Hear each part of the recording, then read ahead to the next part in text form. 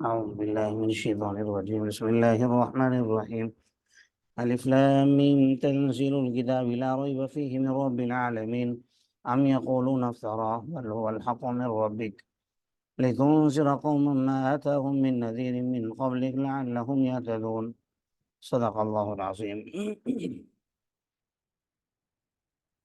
یہ سورۃ السجدہ ہے جو مکہ مکرمہ میں نازل ہوئی ہے۔ پورے سورت یہ مکی ہے، لیکن اس میں 3 آیات ایسی ہیں جو مدینہ منورہ میں نازل ہوئی۔ افمن کان مؤمنا کمن کان فاسقا لا یستوون، یہ آیت اور اس سے اگلی اور پھر اس سے بھی اگلی، یہ 3 آیات ایسی ہیں جو مدینہ منورہ میں نازل ہوئی ہیں۔ وہی 3 آیہ و 3 رکوعات، اس میں تقریباً 30 آیات ہیں اور 3 رکوع ہیں اور 274 کلمات ہیں اور 1577 یعنی 1577 حروف ہیں۔ دوبارہ سماعت فرما لیجیے، اس میں 30 آیات ہیں، 3 رکوع ہیں، 274 کلمات ہیں اور 1577 حروف ہیں۔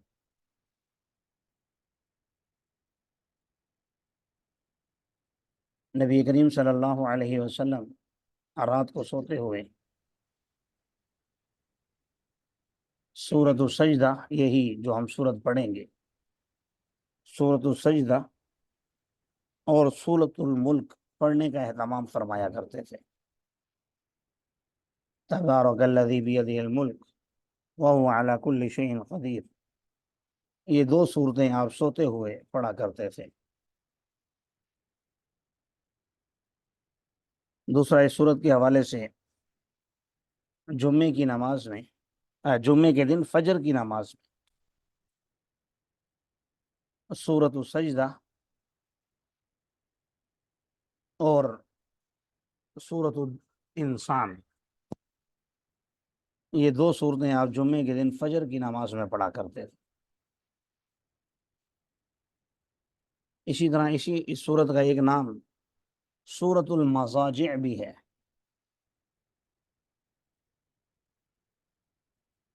کیونکہ قرآن میں ایک اور سورت بھی ہے جس کا نام ہے حامیم سجدہ، تو اس سے اس کا التباس نہ ہو، اس لیے یہ سورت کا نام سورۃ السجدہ رکھا ہے۔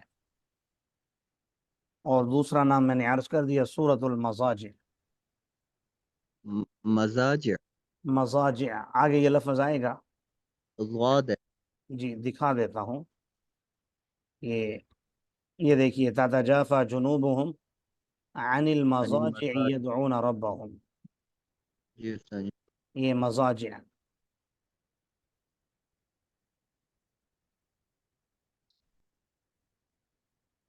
الف لام میم واللہ اعلم بمرادہ، جی، جی یہ سورت اور دوسری سورت کون سی تلاوت کیا کرتے تھے فجر کی نماز کے بعد؟ فجر کی نماز کے بعد نہیں، فجر کی نماز میں، یعنی پہلی رکعت میں سورۃ السجدہ پڑھتے تھے اور دوسری میں سورۃ الانسان۔ اس کا دوسرا نام ہے سورۃ الدہر، 29ویں پارے میں ہے، هل اتى على الانسان حين من الدهر لم يكن شيئا مذكورا۔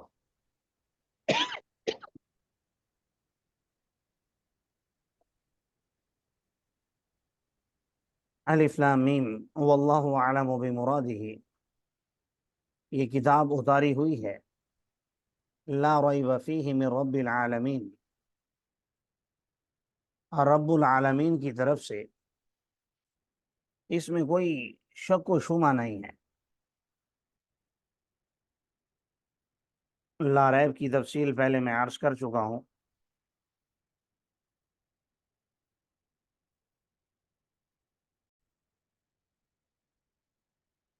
فرمایا لا ریب فیہ، اس میں کوئی شک و شبہ نہیں ہے، یہاں ہمارے ذہنوں میں یہ سوال پیدا ہوتا ہے اور مفسرین نے بھی اٹھایا ہے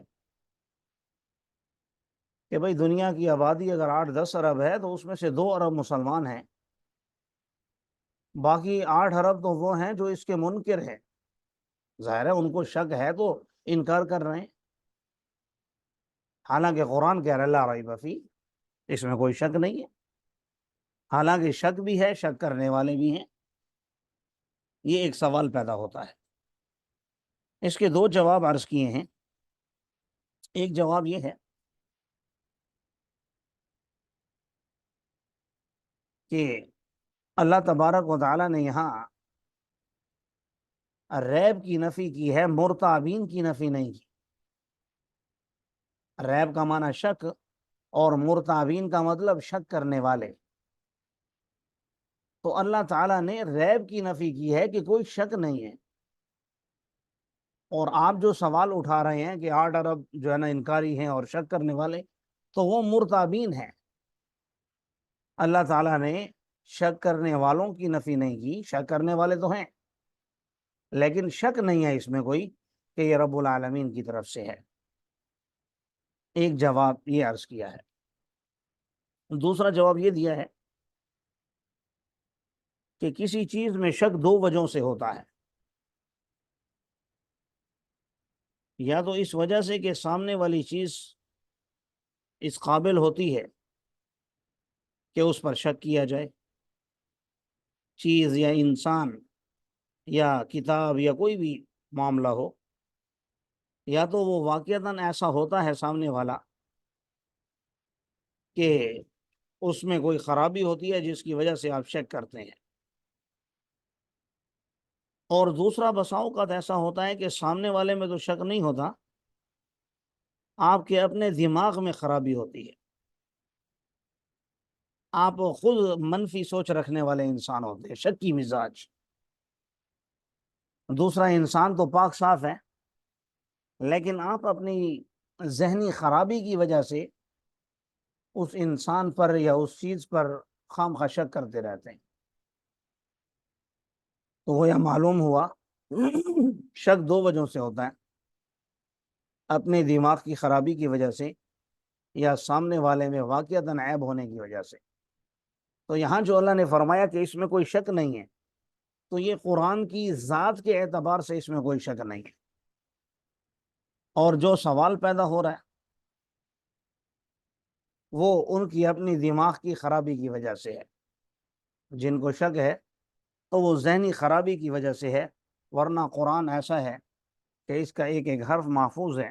انا نحن نزلنا الذکر و انا لہ لحافظون۔ قرآن نے اللہ تبارک و تعالیٰ نے قرآن کی آیات کا خود وعدہ لیا کہ میں ان کی حفاظت کروں گا، لہٰذا اس میں کوئی شک و شبے کی گنجائش نہیں ہے۔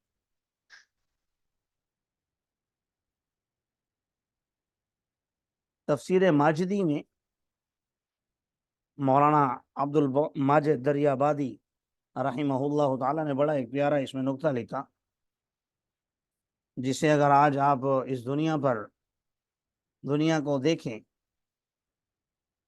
کہ ہم مسلمان اتنے مہنگائی کے چکی میں پسنے والے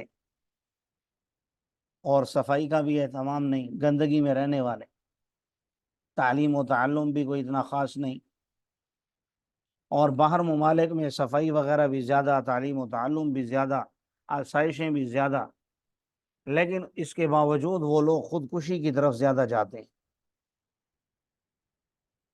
تو انہوں نے یہ لکھا کہ لا ریب فیہ کا یہ مطلب ہے کہ اس میں کوئی شک نہیں ہے، شک وہاں ہوتا ہے جہاں آپ کو تردد ہو، ذہنی انتشار کا شکار ہو آپ، جس کی وجہ سے آپ ڈپریشن میں بھی چلے جاتے ہیں، ہر وقت ٹینشن میں بھی رہتے ہیں۔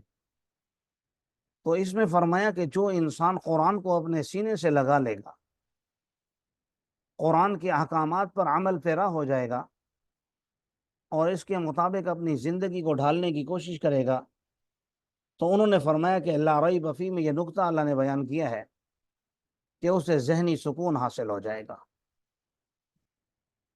اسے کوئی پریشانی نہیں ہوگی، آپ قرآن کا مطالعہ کریں تو قرآن نے ایسے ہی انسان کو گر سکھائے ہیں جیسے آج میں اور آپ سمجھتے ہیں کہ کھانا کھانے میں مزہ ہے، ایسا نہیں ہے۔ کھانا کھانے کے بجائے کھانا کھلانے میں مزہ ہے، کبھی کھلا کر دیکھیے۔ ہم سمجھتے ہیں کہ اچھا لباس پہننے میں میری عزت ہے، ٹھیک ہے آپ پہنیں، لیکن اچھا لباس پہنانے میں آپ کے لیے ذہنی سکون ہے۔ تو جتنے بھی قرآن کے احکامات پر آپ عمل کریں گے، یہ دو چیزیں میں نے اس لیے ذکر کی، خاص طور پر قرآن نے ان چیزوں پر فوکس کیا ہے، اس لیے اہل جہنم سے بھی جب پوچھا جائے گا کہ تم جہنم میں کیوں آئے تو آپ نے پڑھا ہے، وہ کہیں گے کہ ہم نماز نہیں پڑھتے تھے اور مسکین کو کھانا نہیں کھلاتے تھے۔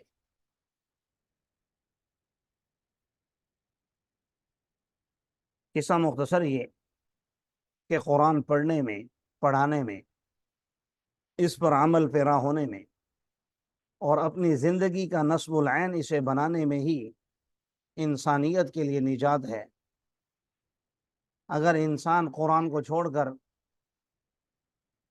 دولت میں، عزت میں، شہرت میں، کاروبار میں، دوست احباب میں اگر سکون تلاش کرتا ہے تو اسے نہیں مل سکتا۔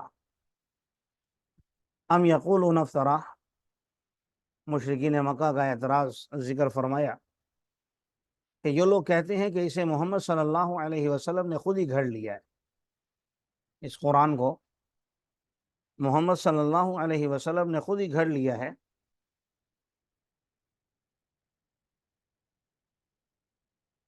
بلکہ وہ حق ہے آپ کے رب کی طرف سے، لِتُنذِرَ قَوْمًا مَّا آتَاهُم مِّن نَّذِيرٍ، تاکہ آپ ڈرائیں اس قوم کو جن کو آپ سے پہلے کوئی ڈرانے والا نہیں آیا، شاید کہ وہ لوگ ہدایت یافتہ بن جائیں۔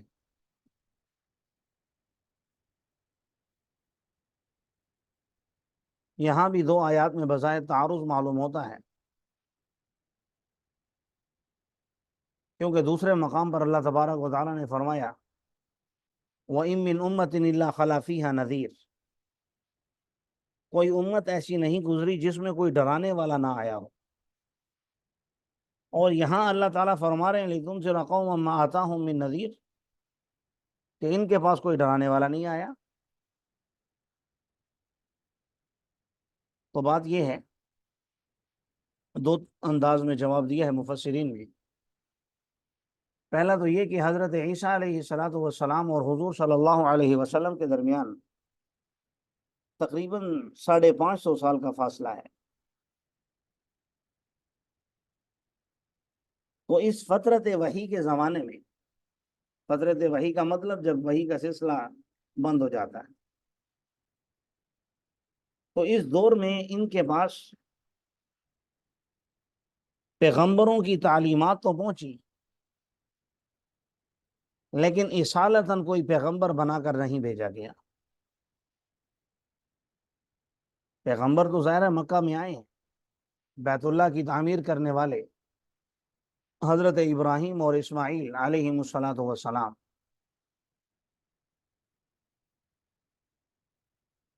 لیکن اب اتنا بیچ میں زمانہ گزر چکا کہ کوئی پیغمبر نہیں آیا، تو اس وجہ سے یہاں پر فرمایا ما آتاہم من نذیر من قبلک لعلہم یہتدون۔ تو اس سے یہ معلوم ہوا کہ نذیر سے مراد ٹھیک ہے پیغمبر ہے، لیکن جیسے اب رسول اللہ صلی اللہ علیہ وسلم کے صدقے امر بالمعروف اور نہی عن المنکر اس امت کے کندھوں پر ڈال دیا گیا ہے۔ اب اگر آج کوئی آیت وہ نکال کر دکھائے کہ ہم نے ہر امت میں کوئی پیغمبر بھیجا ہے اور یہ کہے کہ بھئی میرے پاس تو کوئی پیغمبر نہیں آیا، تو وہی بات یہ ہے کہ اصالتاً پیغمبر کا آنا ضروری نہیں، پیغمبر کی تعلیمات تو آپ تک پہنچی ہیں۔ تو اسی طرح مشرکین مکہ کے جو آباء و اجداد تھے ان تک بھی پیغمبروں کی تعلیمات بہرحال پہنچی تھی۔ تو اسی کو یہاں پر تعبیر کیا لعلہم یہتدون، شاید کہ یہ لوگ ہدایت یافتہ بن جائیں۔ اللہ الذی خلق السماوات والارض وما بینہما فی ستۃ ایام ثم استوى علی العرش ما لکم من دونہ من ولی ولا شفیع افلا تتذکرون۔ اللہ ہی وہ ذات ہے جس نے آسمانوں اور زمین کو پیدا کیا اور جو کچھ ان کے درمیان ہے، فی ستۃ ایام 6 دنوں میں،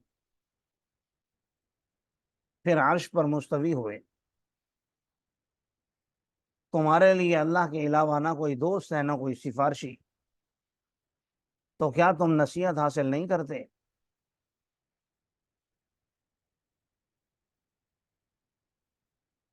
یہ اب توحید کا بیان یہاں سے شروع ہو رہا ہے کہ اللہ اس کائنات کو بنانے میں تنہا ہے، اس کا کوئی شریک نہیں ہے۔ باقی یہ سوال کہ اللہ تو کن فیکون کی طاقت رکھتے ہیں، پھر 6 دنوں میں کیوں بنایا؟ تو امت کو تعلیم دینے کے لیے، انسانیت کو یہ سکھانے کے لیے کہ کوئی کام بھی آپ نے کرنا ہے تو تدریجاً، آہستہ آہستہ، آرام سے، ترتیب سے، تسلی سے کرنا ہے، جلد بازی سے نہیں کرنا ہے۔ اور یہ سکھانے کے لیے بھی کہ کوئی بھی وقت ہے تو اس میں ٹائم لگتا ہے۔ دوسرا جواب کا انداز یوں بھی ہو سکتا ہے کہ یہ دنیا دار الاسباب ہے، تو اللہ تبارک و تعالی یہ تعلیم بھی دینا چاہتے ہیں کہ یہاں جو ہوگا اسباب کے ساتھ جڑا ہوا ہوگا۔ ایسے نہیں کہ آپ گھر بیٹھ جائیں اور اللہ اللہ کریں کہ میرے مسئلے حل ہو جائیں، تو ایسے مسئلے حل نہیں ہوں گے، بلکہ اس کے لیے آپ کو جستجو کرنی ہوگی، تلاش کرنی ہوگی، محنت کرنی ہوگی، اس کے بعد اللہ پر چھوڑنا ہوگا۔ جیسا کہ آپ نے پڑھا ہے، حضرت عیسیٰ علیہ السلام جب قرب قیامت میں تشریف لائیں گے تو دمشق کی جامع مسجد کے جو مینارے ہیں اس پر اتریں گے، اور ان کے دونوں ہاتھ یعنی فرشتوں کے کندھوں پر ہوں گے، اور ان کی زلفوں سے پانی ٹپک رہا ہوگا جیسے ابھی غسل کر کے آئے ہوں۔ پھر ان کے لیے سیڑھی لگائی جائے گی، پھر وہ سیڑھی سے اتریں گے۔ اب سوال یہ ہے کہ بھائی سیڑھی لگانے کی کیا ضرورت تھی؟ جو رب انہیں آسمانوں سے مسجد کی چھت تک اتار سکتا ہے، تو کیا وہ مسجد کے فرش پر نہیں اتار سکتا؟ یقیناً اتار سکتا ہے، لیکن وہاں بھی یہ تعلیم دینے کے لیے کہ یہ دنیا دار الاسباب ہے۔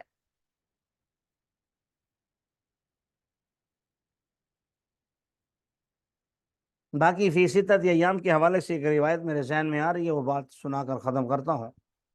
حضرت ابو ہریرہ رضی اللہ تعالیٰ عنہ فرماتے ہیں کہ آپ صلی اللہ علیہ وسلم نے میرے ہاتھ پکڑے، جیسے کسی کے ہاتھ آپ اپنے ہاتھوں میں لیں، مقصد یہ ہو کہ وہ کامل آپ کی طرف متوجہ ہو جائے اور آپ کی بات پوری توجہ سے سنیں۔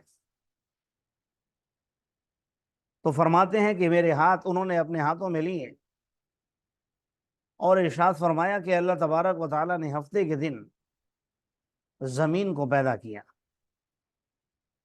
اتوار کے دن پہاڑوں کو، پیر کے دن درختوں کو، منگل کے دن ناپسندیدہ اشیاء کو۔ شاید یہ جو ہمارے معاشرے میں بعض لوگ منگل کو منحوس سمجھتے ہیں، تو شاید اسی وجہ سے سمجھتے ہیں، حالانکہ یہ غلط ہے نظریہ، میں کوئی تائید نہیں کر رہا، غلط ہے یہ، کیونکہ دنوں میں کوئی دن منحوس نہیں ہے۔ ہاں، ہماری بدعمالیوں کی وجہ سے کوئی دن ہمارے لیے منحوس بن سکتا ہے، وہ ایک الگ بات ہے۔ تو فرمایا کہ اللہ تعالیٰ نے ہفتے کے دن زمین کو پیدا کیا، اتوار کے دن پہاڑوں کو، پیر کے دن درختوں کو، منگل کے دن ناپسندیدہ اشیاء کو، بدھ کے دن نور کو پیدا کیا۔ سر جی، ناپسندیدہ اشیاء سے کیا مراد ہے؟ ناپسندیدہ جو بھی ہیں دنیا میں، جیسے نافرمانی ہو گئی، زنا ہو گیا، یہ فرمانی، سارے؟ چوری، ڈکیتی، جی یہ جتنی بھی چیزیں ہیں، جی جی، جزاک اللہ۔ اس میں موذی چیزیں بھی ظاہر آ جائیں گی۔ اور جمعرات کے دن جانداروں کو پیدا کیا، جانوروں کو، اور جمعے کے دن عصر سے مغرب کے درمیان حضرت انسان آدم علیہ الصلاۃ والسلام کو پیدا فرمایا۔